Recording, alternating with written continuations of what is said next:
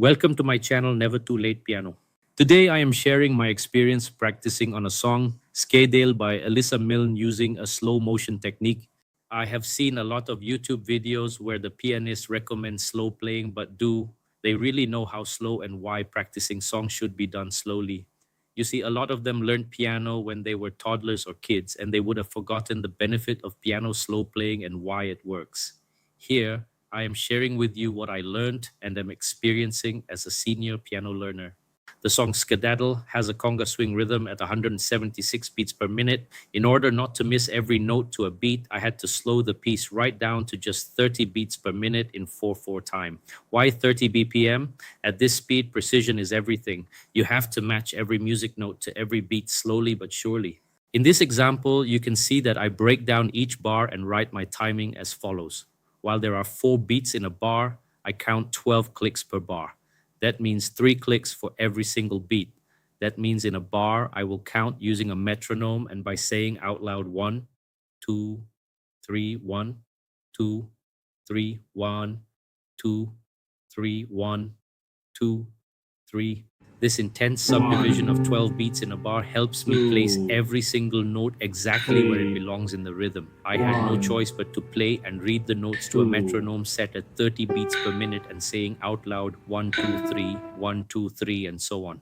It prevents me from memorizing the piece too early and ensures that I truly understand the relationship between every note to each quaver or crotchet, especially the difficult parts where timing is crucial to each note and how it is played together. It seems to get easier and my reading improves.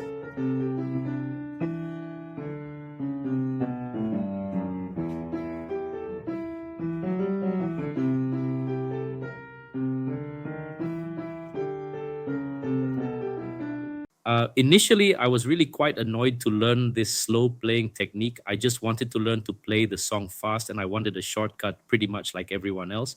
But only later did I realize the benefit of practicing slowly to the metronome and saying out loud the beat at a very slow speed of 30 or 40 beats per minute.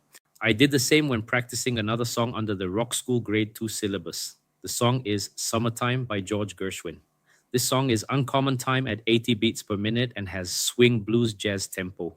I employed the same technique. As you can see, I play and read aloud the notes to a metronome set at 30 beats per minute and saying out loud 1, 2, 3, 1, 2, 3, 1, 2, 3, 1, 2, 3, total 12 times in a bar. I did this for some 50 times.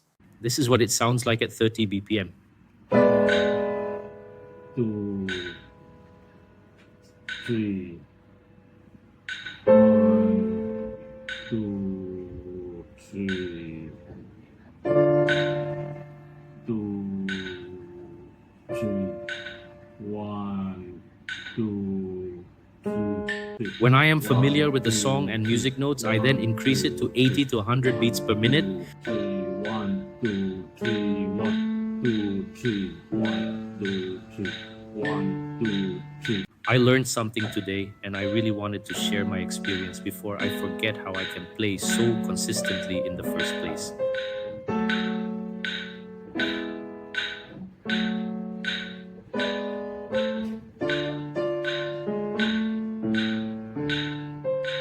To summarize, 1, patience is key. Don't rush your song.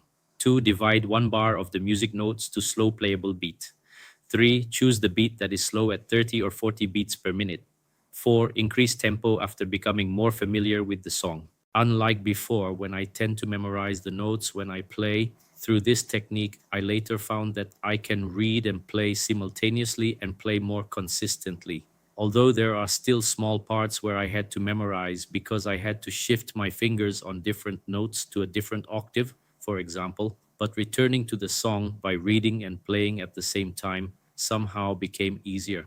I hope you learned something today from my experience. If you like what I am sharing, please like, share, and subscribe to my channel. See you in the next video on my channel, Never Too Late Piano.